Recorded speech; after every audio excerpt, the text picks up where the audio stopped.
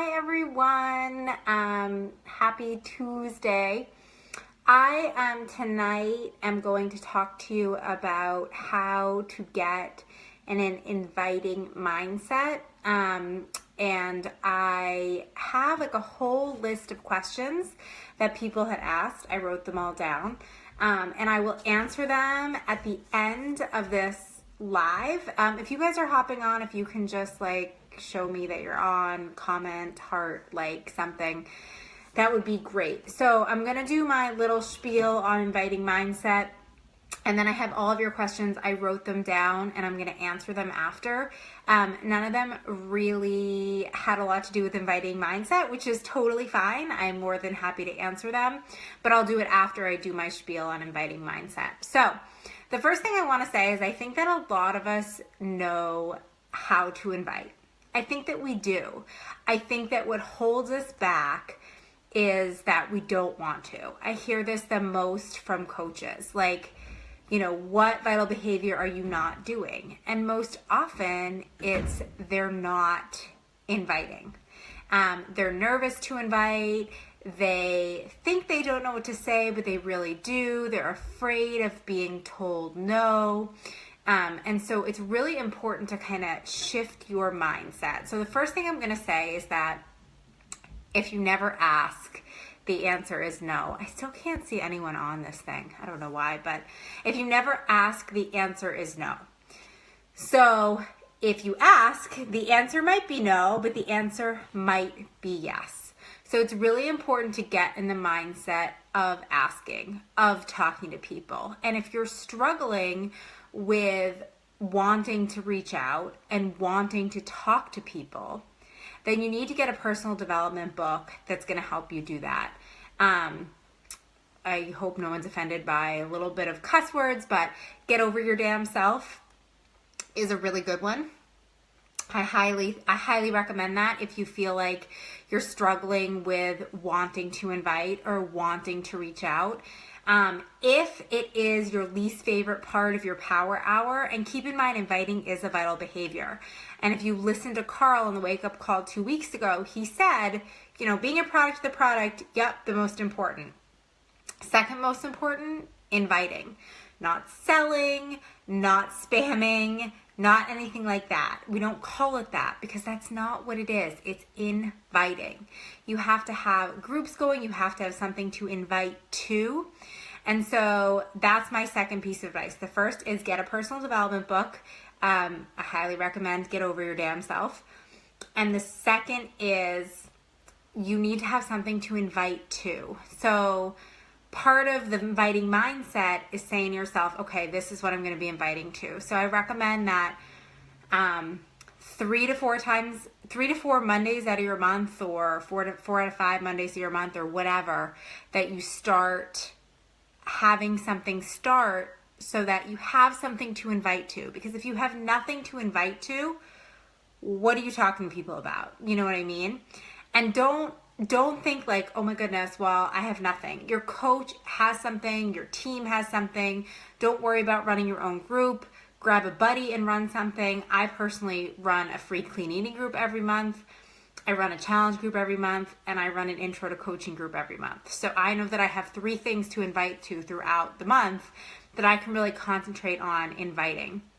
So don't feel overwhelmed like, oh my God, there's so much stuff going on. Like if you just know the week before my clean eating group, I'm inviting to clean eating. The week before my challenge group, I'm inviting to my challenge group. The week before my sneak peek into coaching group, I'm inviting to my sneak peek to coaching group. So have something to invite to, right? That's the second piece of the mindset. And 3, know that no does not mean no forever. Seriously, like follow up is so important. I know that was one of the questions. I have it down here and I will definitely answer it. I still can't see people asking questions, so I'll have to pop on the computer and see if there are any questions on there in a minute. But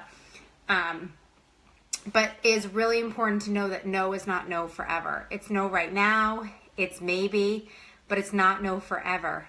And what's super interesting is what you think is annoying, so what you think is like, oh, I keep talking to them, I keep asking them, I keep following up, 99% of the time, they're going to take it as she's not giving up on me. She still believes in me, or he still believes in me. So that's really important too, is to understand that what you're doing is helping someone, right?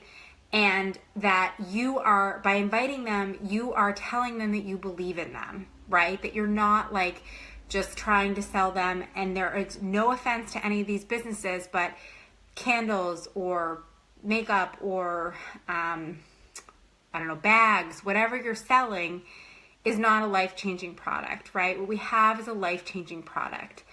And you have to understand that when you're talking to people about it, they're taking it as she's not giving up on me, she wants to help me. And you need to stop thinking that you're annoying them. And the fourth thing is to realize that we have to invite because what we have is a life-changing product. So with all direct sales companies are great. I will say that. I'm not putting down any company at all. But we are selling a sensitive product, okay? So people are not embarrassed to say, hey, I want to buy a candle. Hey, I want to buy a bag, right? Hey, I want to buy a lipstick. They're not embarrassed to say that. But sometimes they're embarrassed to say, I'm overweight, I need help. Or I'm out of shape, I need help. Or I have high cholesterol, I need help. Or I'm on the verge of diabetes, I need help. And we have to reach out because sometimes they're embarrassed to reach out to us, right? Like they're embarrassed to say, hey Jillian, like I've been watching your journey. I've seen you lose 40 pounds. I need to lose 40 pounds. Can you help me? That's hard for people. I remember when I first reached out to my coach, it was hard for me to reach out for help. So you have to be sensitive to that and realize that by inviting them, you're helping them. You're not annoying them, and that we have a life-changing product. And it's different from just sending someone a, hey, you know, I thought of you. I thought you loved this pattern on this bag. No, like that's not it. And that's great that these people are making these businesses. But what we do is different. And that's the reality. What we do is different. We help people, and what we do, it can be sensitive. So you have to flip that switch in your head to say that you are inviting in order to really help people and change their life. And sometimes it's hard for them to reach out to you, right? So personal development, you know, is super important. No is not no forever. Realizing it's a sensitive topic for people and that you have to do the reaching out. Like that is so important. And if you're scared, seriously, like, you know, have a cocktail, sit down and start sending messages. And if you hate inviting, it needs to be done first. It is a crucial part of your power hour. And it needs to be done first. It needs to be done before all the things that you want to do. And I'm not saying like send out a bunch of spammy messages, right? I'm talking about like starting conversations and forming relationships and talking to people. So that is super important. So that's really like the core of what I want to talk about and my mindset tips. I'm going to log onto the computer because I can't see any of the comments during the call, and I'm going to see if anyone had any questions as I'm going. Can I see myself? Okay. All right, I don't have any questions yet. Okay, cool. So I'll leave this open so you guys can ask questions if you want to. It's not showing up on my phone for some reason. And I have a whole list of questions from everyone, so I'll start to answer those. So the first question someone asked me was, how often do you follow up and when? So when someone tells me like they'll get back to me or maybe they're interested or whatever, I always ask them like, when should I follow up with you? And hopefully they'll answer me, and then I'll know when I'm going to follow up with them. And if I still don't get a response or I don't get an answer, I will usually end up waiting until my next challenge group and saying like, hey, I know that February was not a good month for you. I'm starting up this group in March. I'd really love to have you be a part of it. Is March a better month for you? Always try to end your invites and your sentences with a question so they have something to respond to. That is like super important. Otherwise, you're just kind of like throwing things out in thin air. And I do that. And then I follow up with a question because I'm like, oh, they have nothing to respond to at all. So the next question was, how do you go from how do you transition from non-Beachbody talk to an invite or something along those lines? Some conversations transition and some don't. And that's the reality. And I will tell you guys, I still work a 9 to 5 that I enjoy. I'm an engineer. So I do math. Everything is black and white to me. It's like the answer is A or the answer is B. And so when I came into this business and the answer was gray, C plus minus, I was like, oh my God, I can't handle this. Like, I need an A or a B. But there's not an A or a B answer. Some of my conversations never lead into Beachbody, but I've opened the door so that they can come to me. Like I said earlier, if they feel like they need help, I've reached out and they know that I'm approachable and they know that I'm friendly and they know that I can carry on a conversation with them. And when they're ready, they can reach out to me. You know, if you have conversations on Messenger with people, they're going to see more of your news feed. It's going to help bring you into their news feed, which is super helpful for them to start to see your stuff. And then they know that you're approachable. So there's no set answer on when I transition. Sometimes it's really easy and sometimes it's not. Sometimes it never happens. Someone asked me what my typical conversation looks like. That's another non-black and white answer. I don't have a typical conversation. I will absolutely post. I have a folder of inviting and scripts that I keep on my team Google Docs that I will absolutely post in the comments of this video for you guys when I am done. But I don't use them a lot. I don't use scripts a lot. Please do not say, call everyone babe or hun. Like, use their name. There's not a typical conversation I have. And that's the reality. Like, if I'm going to start a conversation with someone who likes my post or comments on my post, I'm going to say, hey, Jen, thank you so much for liking my post. It's really the likes that keep me going. Do you have any goals you're working towards? That would be like a typical first conversation. But the convo goes from there. It changes. Sometimes they're like, yes, I have tons of goals. I want help. And sometimes they're like, nope, I'm good, and we start to chat about other things. So there's no typical conversation really either. Inviting is sort of an open, you have to kind of take it where it goes. Who do I reach out to?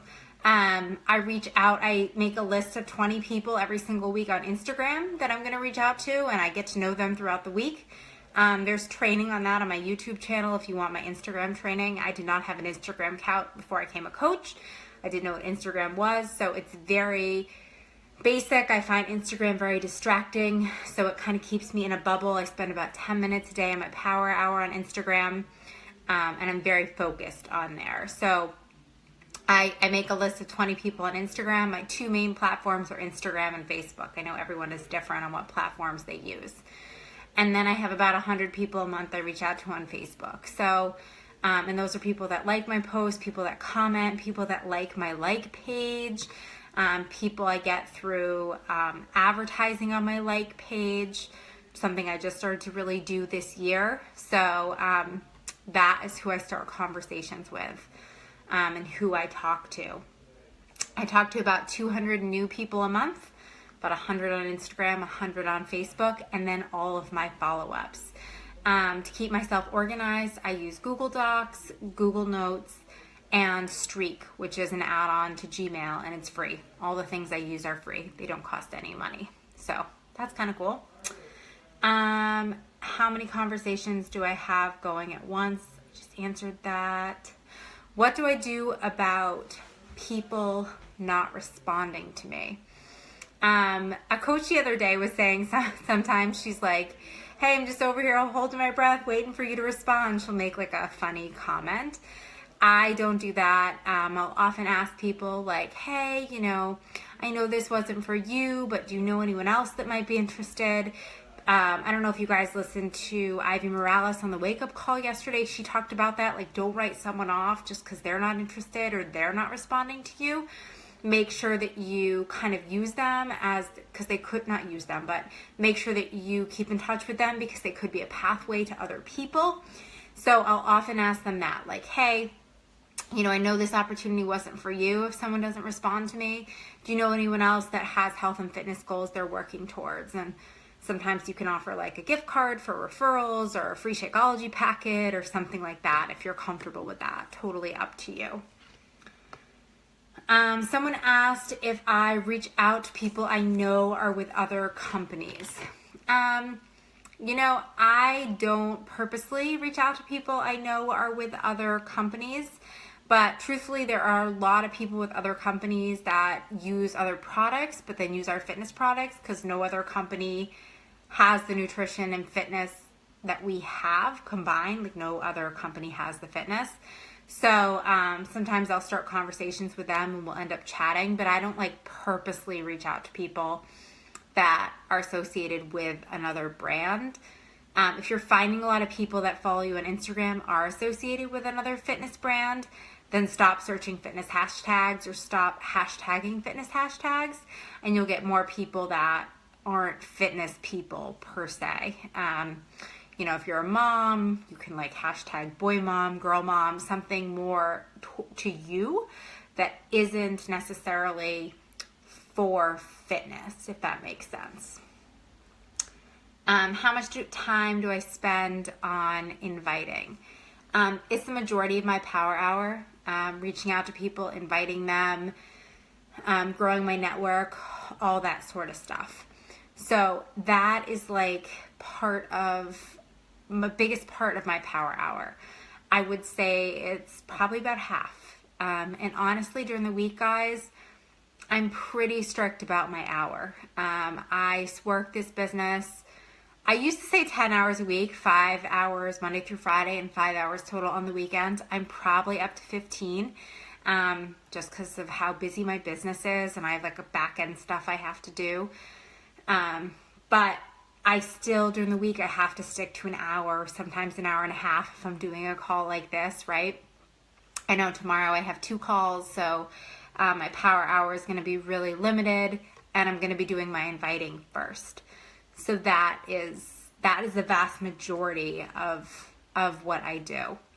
The next question someone asked is, what do I do about silent followers? I'm not sure who asked this, but I don't really know what that means. I assume it means people that don't comment and like your posts. I would start conversations with them just like I start conversations with anyone else.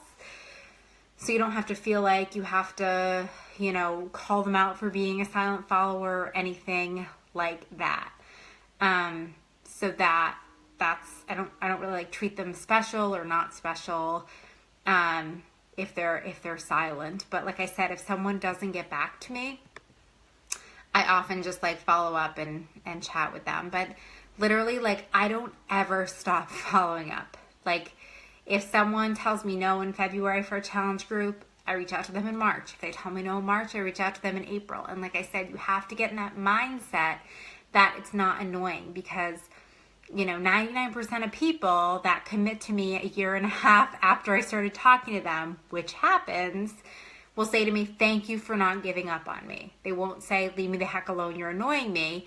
They'll say, thank you for not giving up on me, right? Because you might feel annoying, but you're not. You're talking to someone about making a huge change in their life, and that decision is so much more than financial for them. It's a very emotional decision. If someone really comes into this with the right mindset that they're going to make a huge change in their life, it's a very emotional decision, and we have to be conscious of that. We have to think about that.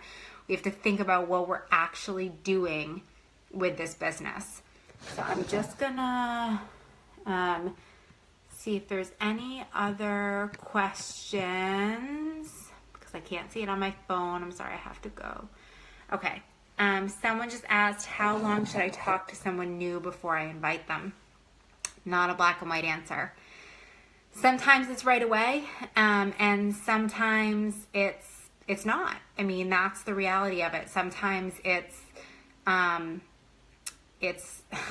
you know, years, and sometimes it's minutes. I will tell you though, if someone comes to me, and I would say about 80% of my business is from me inviting and 20% is from people coming to me. It used to be, in the very beginning, it was more like 90% of me inviting and 10% of people coming to me. But as I've gained kind of traction, more people come to me. But still, the vast majority of my business is from me reaching out to people. But if that one of those 20% people comes to me and says, hi, I want to buy 21 Day Fix in Shakeology, I will not directly send them my link. I'll be like, okay, can you tell me about your goals? Can you tell me about how long you have a day to work out? Can you tell me about any food allergies you have? Can you tell me what you like for workouts? And I'll have that conversation with them before I just send them my link. And that is like something super key that I think a lot of people dismiss. Because truthfully, I don't want someone that's never worked out before in their life buying Insanity, because they're probably not going to get even halfway through the first workout, let's be honest. At the same token, I don't want a super serious athlete that wants, a ridiculous amount of cardio and no weightlifting to go buy Body Beast. You know what I mean? I want to talk to people. So that's really part of the invite process too, is having conversations with people, getting to know people, understanding like what their needs are, because that is how you're really gonna like get the momentum, get people that are lifers, show that you care about people, because I personally do really care about people when I talk to them, which is why I don't just give my link to people that say I want to buy 21 Day Fix and Shakeology. No, let's talk about it. Let's make sure that, this is the right product for you. And honestly, 21 Day Fix is a product I recommend a lot. So maybe that wasn't a good example, but you get my drift, right? That you want to be talking to people and understanding. At what point do you feel confident? I know it's different for everyone. So here's the thing about me. I started as a discount coach. And my mother, I think, bought something from me month 1. This person asked, at what point did I feel confident? My mother bought something for me month 1, and that was it. Made me feel good. I think I made $28. And I never thought I could do this business, but I also never thought that I couldn't. So it wasn't that I was like confident. I just wasn't not confident. So I just did it. And I was like, well, let's see what happens, And that's really the attitude that you have to take. It's not necessarily about being like super confident, right? It's more about being like not confident. It's more about just saying like, well, let's see what happens. Because like I said in the very beginning, if you don't ask, the answer is always no. If you're not confident because you feel like you need more training or education on the products, go in that back office. I mean, there is like, you could read for days, weeks, months in there about all the products if you wanted to. And now that we have access to the all access on demand, you can literally watch every workout program, for less than $10 a month, like on your account. It's just, there's so much information and it's so easy to get. But, you don't have to like have all the answers. You have to fail forward a little. You have to give the wrong answers sometimes. And then, your coach will help you. Your team will help you. If you get stuck in a conversation, chat with your coach about it. Be like, what would you say to this? Or what would you have said to this if you feel like your answer was not the right answer? Chat with your team, like, have a success partner to bounce ideas off of. It's not really about confidence. It's more about just thinking like, well, if anyone can do this. Like, I'm not special. I'm really not. I'm just super consistent, and I make inviting a huge part of my power hour and what I do. Okay. I'm going to say, let's see what happens before I push spending time. I love that, Christy. That's a good idea. What do you do about people who tell you they can stream their workouts on YouTube? It's not really an inviting question, to be honest. I would just tell them that, that's great, but like if they join one of my groups, they get a coach and accountability and meal plans, whatever you happen to provide in your groups. is what I would tell them. I would just say to them, like, oh, that's great. Like, what kind of workouts do you like? And I would talk to them about what workouts they're streaming on YouTube.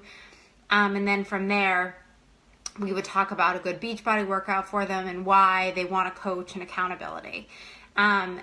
It is a violation to have full Beachbody workouts on YouTube, so you should definitely be emailing compliance if you're finding full Beachbody workouts on YouTube. I assume there are other kinds of workouts, which is why I said you should kind of chat with them about what kinds of workouts they like and what kinds of workouts they're doing and what a coach can do for them. I personally did P90X like 10 years ago, well before I knew coaches existed. And I actually made it through that program, and then I attempted Insanity and made it through week 5, and then I was like, I'm out of here. This thing is ridiculous. So I tell people that, like, I will help you not fail, right? Like, Beachbody was a massive company before they had coaches. They made a ton of money on infomercials. We all know those infomercials that come on at 2 a.m. They make a ton of money, a ton. But what they're finding was people weren't using them, right? They were just buying the P90X for $120, right? 3 easy payments of $39.95, seriously.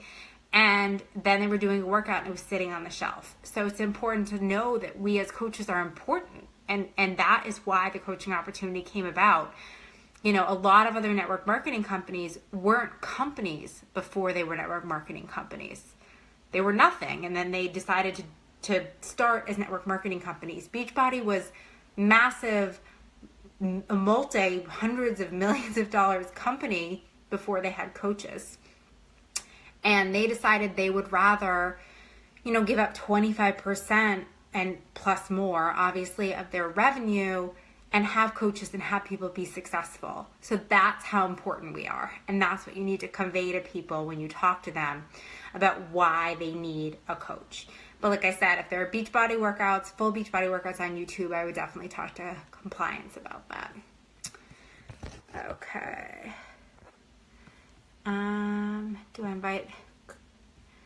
Do I do free groups? Jen, I do free groups. I went over that like in the very beginning. My goal is to get a good pipeline for the month for my free groups. So I do my free groups the first Monday of every month. I have an ongoing free group, and then I run a challenge the first Monday of every month. So my goal is to like see who might be interested in a challenge group and who I can invite to my challenge group based on who joins my free group. Do I invite a certain amount of, someone asked, do I invite a certain amount of people to each of my groups? No. I invite as many people as I want. I make it my goal to invite, like I said, 200 people, start 200 conversations a month between Facebook and Instagram, but it's not like a certain amount for each group. Candy, yeah. Aberrex is hard, and it's like 16 minutes of abs. It's really hard. Candy said she did P90X back in the day too. I think Tony is reverse aging. I'm pretty sure. Where do I find it most easy to reach out to people? Facebook, YouTube, Instagram, or Pinterest. My 2 platforms, I highly recommend that you get to know like 1 or 2 platforms really well, and you're generating leads in those 1 or 2 platforms before you branch out. I use Facebook and Instagram really to connect with people. I have a Pinterest, but I don't do anything with it. Okay, so I'm really time efficient. If you go to my YouTube, you'll see like all my time hacks. There's a program called IFTTT, if this, then that. And it basically like says, okay, if I post something on Instagram, pin it to my Pinterest. If I post something on Instagram, send it to Twitter. Like it has a whole if this, then that. So I don't actually log into Twitter or Pinterest. I really log into Facebook and Instagram, and I upload my videos from Facebook to YouTube, but I don't really do a ton on those other platforms. So I choose Instagram and Facebook as my 2 main platforms, but you can do whatever you would like. Do I introduce myself as a fitness coach and invite to your fitness challenge groups in your free group, or keep them separate? I do invite from my free group to my challenge group. It's not, I call it a paid group. It's not paid. It's just for people that have purchased something. Everyone's different. I do not require Shakeology to be in my challenge group. If you've purchased anything from me, you are welcome in my challenge group. You have to do what is best for you, though. For me, it doesn't bother me. Like, if people don't want to get Shakeology, I'm pretty much the worst person ever. I say that a lot, but it's true. So I don't require anything, but I do talk to people from my free group about joining my paid group, and I will put a post in my free group about joining my paid group. Once again, it's not really paid. It's just for people that have purchased something. So, yeah, I use my free group as a funnel for that paid group. We talk about Shakeology in my free group. It's not really a big deal. I do have everyone who joins my free group fill out my free coach form. I know Jen said that she doesn't because of now the whole Elite Point thing, but I want to make sure they don't have another coach. I just want to kind of cover my basis. But just so you guys know, for Elite Points in 2017, in order for you to get Elite Points for a new customer, they have to have created an account in 2017. So if someone created a free account in 2016 but didn't purchase till 2017, you don't get the Elite Points for that. So it's kind of annoying, but that's the rules, and I kind of still make them create a free account. It's just easier for me, and then I get their email, and I can add them into Streak, which is where I said I keep all my emails, and that makes my life easier to track people. I like Facebook, but I also like emails because it just makes things easier for me. How do you know when to not invite them again? Unless they tell me, like, buzz off, I just keep inviting. And no one really tells me to buzz off, to be honest. So I just keep inviting, and eventually they end up joining me, to be honest, and they end up being super successful because they waited till they were ready. I don't really push people. Because I understand this is much more than a financial decision. It's an emotional decision. And so if people aren't ready, I wait for them to be ready, for sure. I think I don't invite my coworkers, Christine. I do have coworkers on my Facebook, and I have them in a group, so that when I do a post that I don't want my work to see, I can do friends except that group, and they can't see it.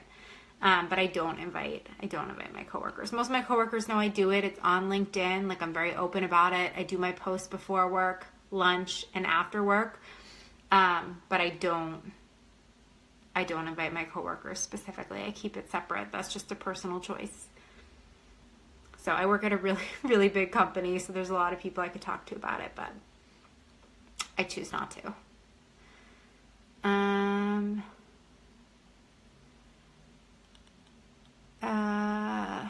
I just tell people if I think they look like they're ignoring me, hey, feel free to tell me if it's a hard no. If it's not for you, it's totally fine. That's fine, Jessica. That's not what I usually do. I usually just say, hey, like, I know this opportunity isn't for you. If you know someone else that might be interested, feel free to send them my way. I always do referral credit or something like that.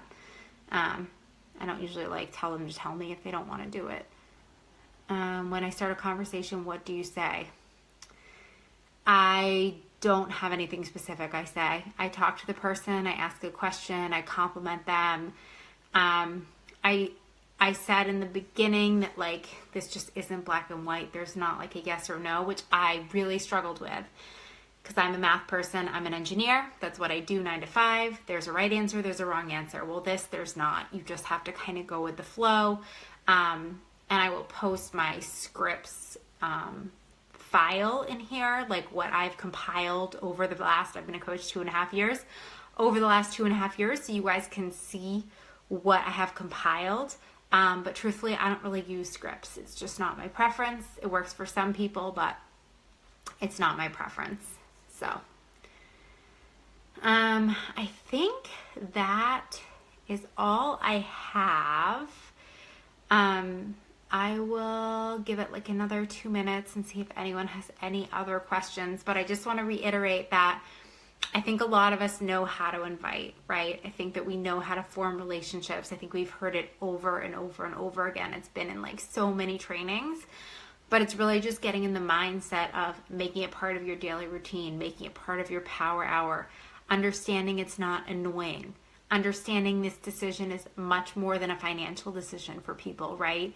It's a large emotional decision. And getting your PD in, like the PD doesn't, I'm not saying like read a whole book a day, do 5 minutes, listen while you're cooking dinner, listen while you walk your dog, whatever it is that you need to do, just get it in. Like, change your mindset from I can't to I can, because every single one of you can do this. I swear. Like, I wish that I had some like secret formula and I could tell you, like, those of us that have built these big businesses, have these special qualities. No, like it's just all about all about your hustle. It's all about your heart. It's all about how much you want to do this, right? It's not about your skill set.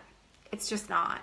And fail forward. Like, say the wrong thing a bunch. Understand why it wasn't the right thing to say, and then chat with your coach and figure out what you should have said so that next time you'll be more prepared. That's it, right? And even if you mess up, if you never asked, the answer was no. So if you messed up and the answer was no, well, good. You learned something and you got a no, but if you never asked, you wouldn't have learned anything. You would have just gotten a no, right? So I hope this was helpful. You can feel free to tag anyone that you think needs to see this. If you have questions, feel free to message me. I will post my Google Doc link in the comments in just a minute. You guys are welcome. Thanks for having me. And I mean, you guys can do this business. Those of you that work full time, those of you that are moms or dads, like, there's nothing holding you back besides yourself. So I'll end with that. Have a wonderful rest of your Tuesday. Bye.